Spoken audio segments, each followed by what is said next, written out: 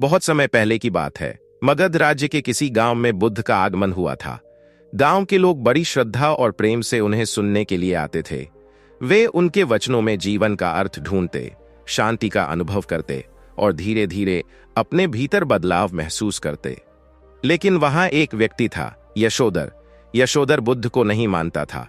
वह कहता था, ये सब बस बातें हैं, आत्मज्ञान, निर्वाण, ये सब एक भ्रम है। वह अक्सर बुद्ध के प्रवचनों में आता, लेकिन हमेशा सवाल उठाता। वह पूछता, टोका टोकी करता और कभी कभी तो व्यंग्य भी कर बैठता।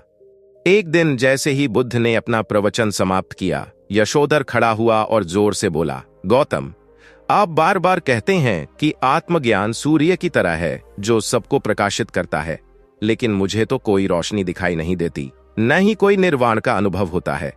क्या ये सब आपकी कल्पना नहीं है? सभा में थोड़ी खामोशी छा गई। सबकी नजरें बुद्ध पर टिक गईं। बुद्ध शांत थे। उनका चेहरा वैसे ही शांत था जैसे किसी गहरी झील का जल।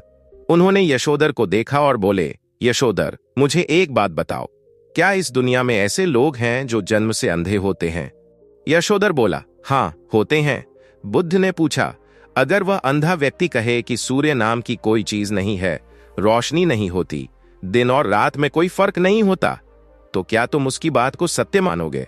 यशोधर चुप हो गया। बुद्ध मुस्कुराए, बहुत ही शांत लेकिन भीतर तक छू लेने वाली मुस्कुराहट। उन्होंने कहा, ठीक वैसे ही यशोधर, आत्मज्ञान भी एक अनुभव है।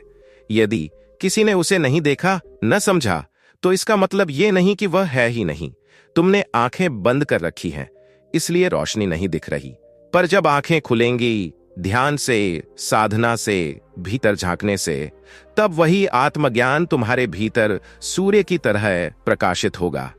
मैं किसी को जबरदस्ती दिखा नहीं सकता, पर दिशा जरूर दिखा सकता हूं। सभा में गहरी शांति छा गई। यशोधर भी कुछ कह नहीं सका। उसके भीतर कुछ हलचल हुई। शायद संशय अब सवाल बन चुका था और सवाल अब खोज की राह पकड़ने वाला था।